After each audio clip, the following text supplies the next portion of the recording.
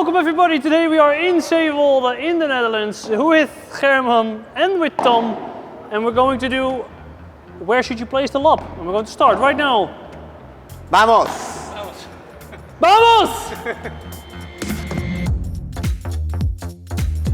Okay. Ah, lekker boelie! I like it. You like it? Good match. I think everybody got the lob wrong when they're playing paddle, so I want to ask some questions to German, where we should play the lob, when we should play the lob. For all the new viewers, we upload the video every single Monday at around 7 o'clock. And today we have German Schafer. He's a coach, he lives in Marbella. This is Tom, he's gonna train full time with German and coach over there. So if you want to play a match against Tom when you're in Spain, let us know. Because if you have a good lob, like Bella was #1 of the world for 14 years, and the reason that he was that was because of the lob. Yes, well, there's no doubt that Bella is his best shot is the lob by far. Him and Paquito play the best lobs on the tour. And if you ask all the players, they will also say, which is the most important shot, they will go for the same thing, the lob. But it's not just about the execution, it's to have the idea of the context. When is the right moment to play the lob? When is a good moment to play a quick lob? When is the moment to play in the middle? When is the moment? So there are many different situations, and in different situations, different solutions as well. Yeah. So it's not about just the normal lob, but maybe the volley lob or the offensive lob, and when to execute that. So I think we're gonna look into that today.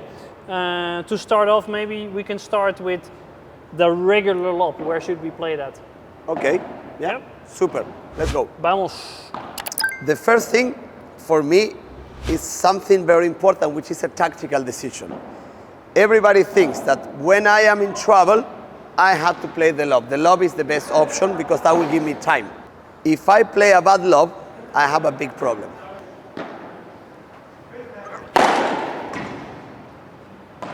Because it's either out or the opponent will kill me. So I should choose to play a lob when I'm in a situation that I think I can play a good lob. So I should try to play the lob when the ball is comfortable and easy.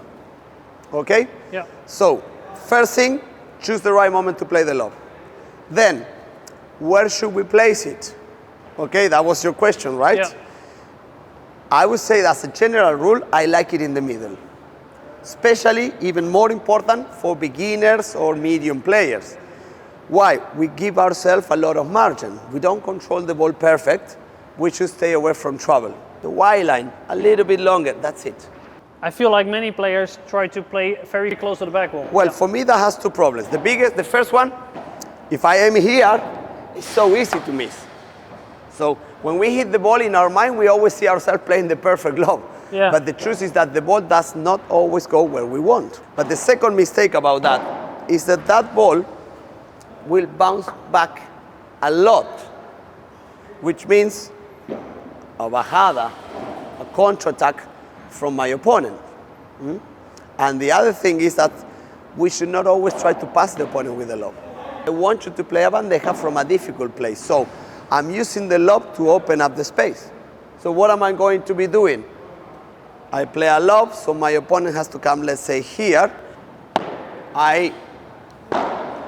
That will be more my choice than really passing the opponent. Now, I have in front somebody with a really good kick, then I'll try to stay away from that. I will play more in the other side, or I will have to play a little bit longer. So it's better to have just one option, middle, or a little bit over the line, and that's it. Yes, keep it simple. Yeah. Because as I say, it will make the opponent also make something difficult. If you play the lob cross, from here I have too many choices. Nice. If I have to come this way, look at the court. It has become a very small one. Yeah. So I cannot go to the fence anymore. To kick it is not so easy. So normally I will be playing straight, which is a lot easier for the opponent. Yeah.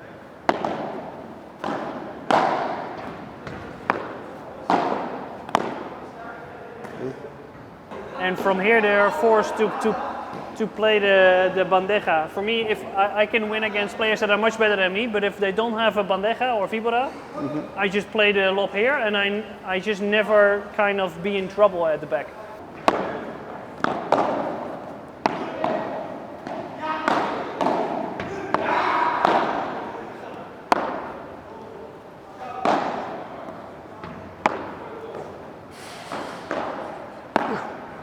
Vale, bien. Now, we can show that there's too many possibilities from there. Yeah, makes sense.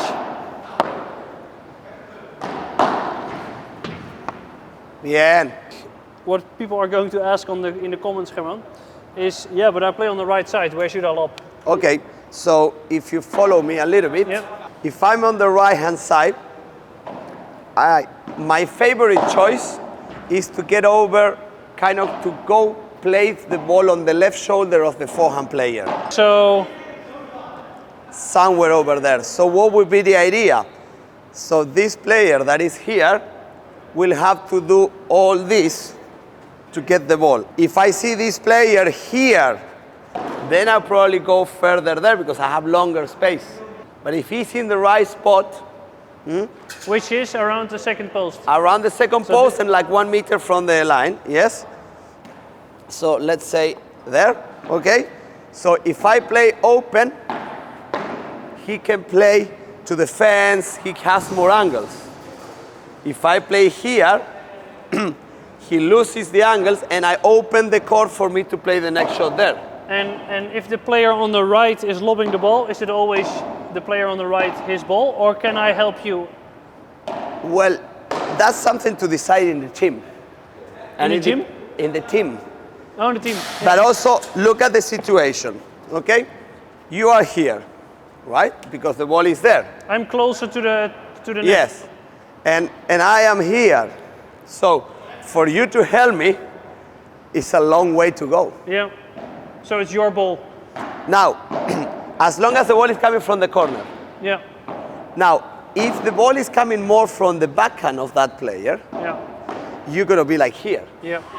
So then, could be more yours. Let's say the player on the left is much better. Yes. He's going to help you, like you play with Bela, then Bela gets more of the center. Okay, yes, then I would probably do something more like this. Sorry, more like there. So now he has to do that. Parallel is an option from the right, Yeah. because depending on where this one is. Yeah, so it depends if the ball is coming from that angle where the camera is. It would be very bad to play on your left shoulder from here. Yes. Because you have a lot of time. But from there or there is not such an issue. No. So a parallel lob makes more sense. Because also it's less time of reaction. Yeah. If I'm here. If I'm here, I will not do it. Not Because sure. he can smash. He has a lot of time.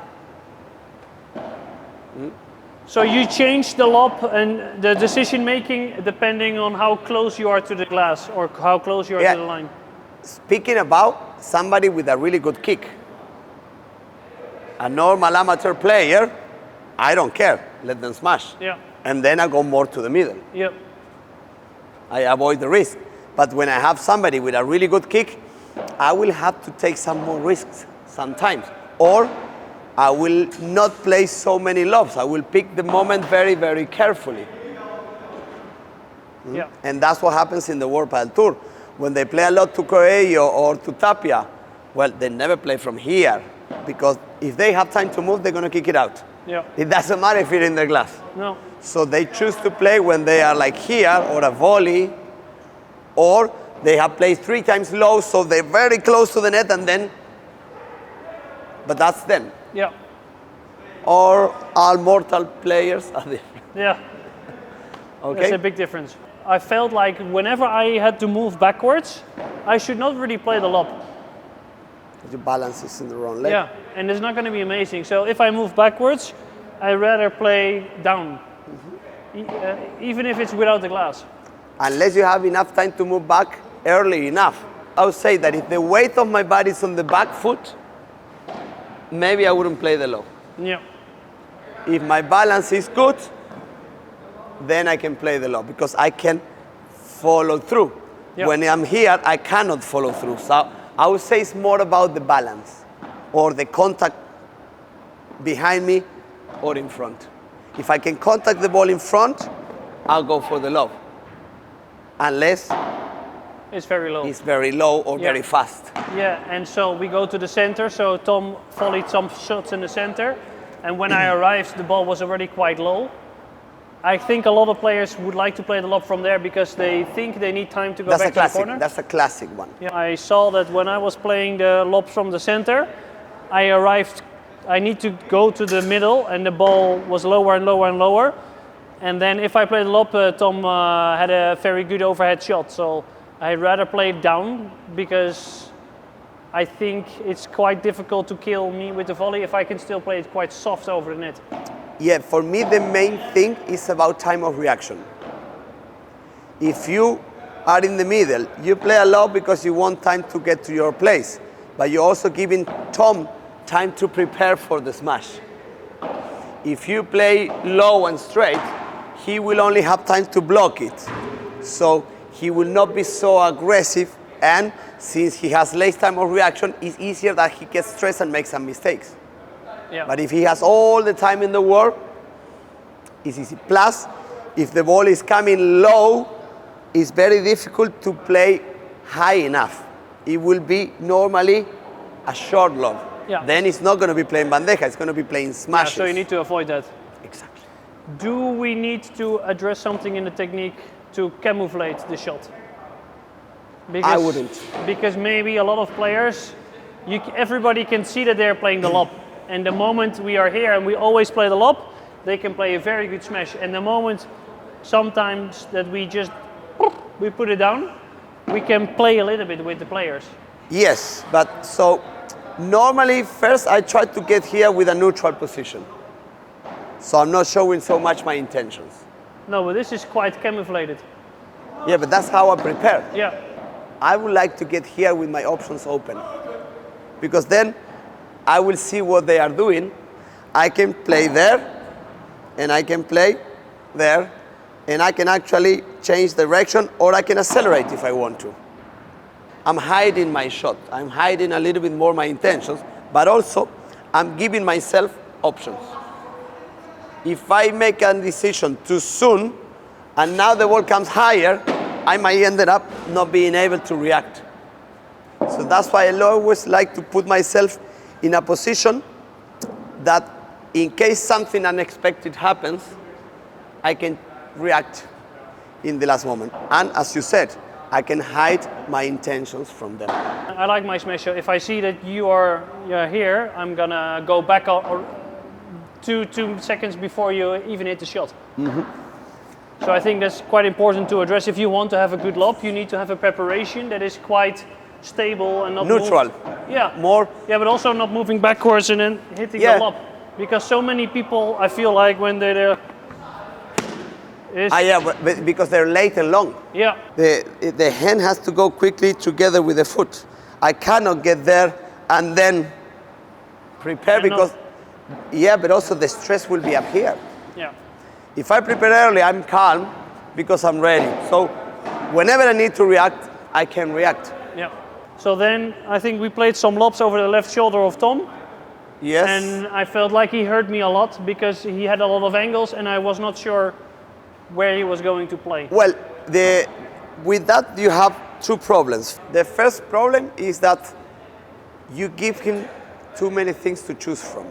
So that in itself is a problem, because he can decide what to do having choices. He's not forced to do this. If he feels like he's better there, he can go there. If he feels like he's better there, he can go there. He can actually play even slow there. And also, let's say he has a good kick, as you have. From here, he has a big angle to kick it out, which normally is easier. The second problem you have is that once he's here, you don't know if he's going to kick, go to the fence, or sometimes maybe play there. So you cannot really anticipate. And when the opponent has too many choices, the stress tends to go up a bit. When I know what he's going to do, or when I know he has either this or this, I'm more certain of what I'm going to do. My stress normally goes there. In my experience, I always try to give the opponent the less possible choices. Yeah, so it's easier for you to anticipate his next move. Yeah. Makes sense. And also, when the opponent has less choices, they tend to make mistakes as well, because they always think they have more choices. So You say, okay, for example, if he plays from here, in the same example, right? He has actually one choice, maybe two. But in his mind, there will be a third choice, which is still defense. Yeah. And we really like them to take that choice. Yeah. Because that's when they're going to make a mistake. Yeah. This is how most people think. Yeah. I just need to play tighter. No, you just don't need to play there. But people still... You force them to make a difficult decision. Exactly. Especially if you play slow there, high there, slow there, high there. They will be because dying. What he sees here is that if I play to Sven, Sven's going to beat me. They don't see that if I play there, I'm going to fail. They just see the opponent beating them. Yeah. Most people don't realize that the option is, okay, choose the less worst option and play a slow ball, get time to come back. And also with the smash, that if I had to go here, I had to move, so it took time. And from here, the kick smash outside the court is much more complicated because of the angle. I need more kick. If you just play the normal topspin, you cannot get it out. Plus, you are out of place. If they get it back, you're done. Also, when you want to kick it out, you need to turn a lot, right? As you run in that way, it's not so easy to come running and then turn. It's a much more complex movement. Actually, the guys that do that, best ones are Teo and Tapia, and they don't really kick it. Stupa. They jump and they go quite flat. Yeah. Because it would be quite difficult to do it. I think we did that in the kick analysis video. A little bit. I mean, Lamperti does it very well and Paquito, but that's when they have a lot of time, etc. And we said it, they train that shot so much. Yeah. And now I think we come to the high level stuff for the people that are still watching. That if my opponent has a very good overhead, that I have to maybe do the volley lob or the offensive lob. Well, you have to choose very careful when you're going to play the lob. And a volley lob is a very good option. Or a lob when you are here and make sure the opponent is very close to the net. Lower. A lower lob with slice. Maybe not slice, but just we call it like this rather than less steep. Yes, and for sure not from here. No. Because they have a lot of time. It's actually, I remember a match, Bella was playing against LeBron and Galan. It was so hard that Bella was not able to play the lob from here. You can see it on the bench when they talk. They say, listen, I'm going to only play a lob if it's here, because the distance is much shorter than from there. From there, they're kicking it out. I think it was Madrid or one of these places. So it goes to that extreme. Say, if the ball is not here, we don't play a lob, because from everywhere else, they're going for it. If you want to take it to that extreme, if I smash from here, let's say I'm one of them, the ball will come this way so they can go it through the door, right? If I smash from here, it's easy to take it further out. Yeah, it's harder to get.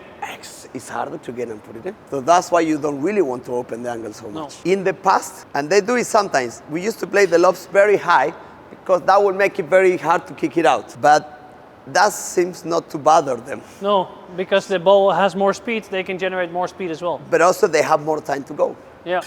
So right now the tendency, what matters in general in padel now at that level is the time of reaction of the opponent. That's why they choose to play from here and they choose to volley. They don't care so much about where they place it. What they worry is that you don't have time to do this. That's why if they can play here, they prefer to do this rather than this. Yeah. So it's better to play the lobs a little bit lower if you play against LeBron and Galan. Yes, like kind of straighter. Can we practice that one? Yes, we can. Yeah. In this one, for example, they use it a lot with the chiquita. So, and remember we mentioned this in that video. So you play the chiquita, you make a step, and then from here, you go for the lob. They don't have enough time of reaction. That can end up being actually a winner. Because when you are here, you force them to close the net. They cannot step back because then you play there. Yeah, so the closer you are to the net, the closer they have to come to the net. So the better the lob. Exactly. But and the further you are to, the closer you are to the glass, the further they can go back. Yeah. So they have more time for the smash. Yeah, because even from here, if you play a chiquita or a low ball, they will always have time. Yeah. But also, you're not dangerous because from here, how far you can get? After. Here. So they have margin. That's why it's so important. We insist so much on the position being here and not here.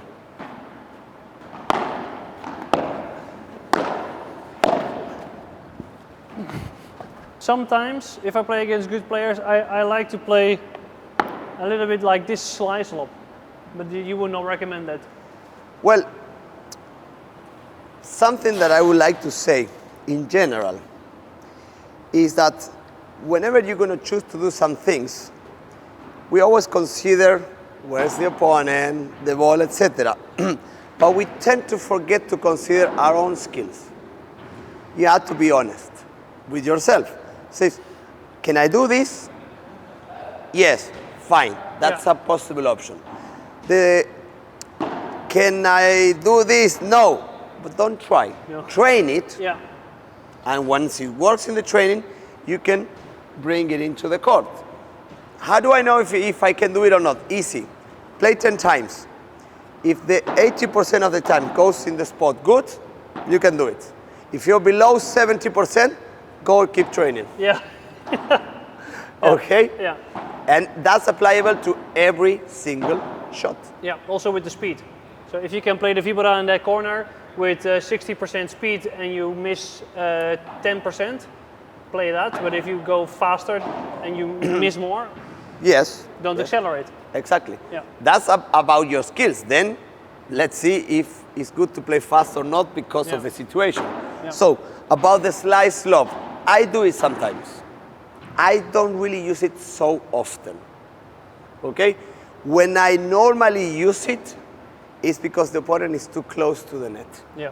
So I'm going to do something like I want the ball to die there because I'm kind of going for a winner, or I'm actually forcing him to that be the last choice. What I don't want is the ball to come back. Another moment where I use it a lot is when I'm playing here and the opponent is playing kind of the rulo, but it comes to me rather than the glass, and I have it here.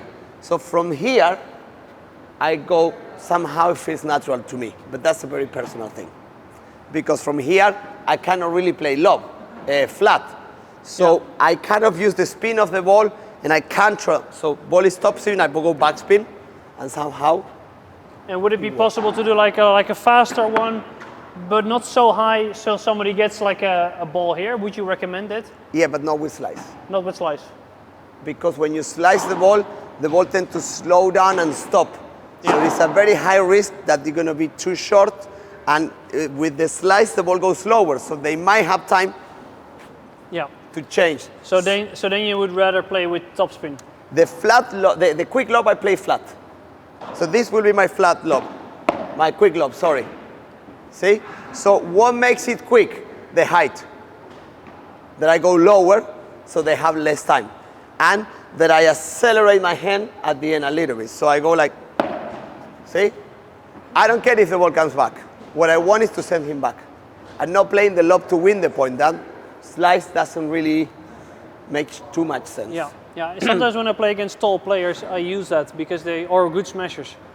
Because it's so, if I play the high lob, they can kick it out from everywhere. Yeah. So no, I more and more people is using the quick lob. Yeah. But especially from the right, because the opponent is close, you have less time. Yeah, and you would never do like the normal lob from here with slice. No.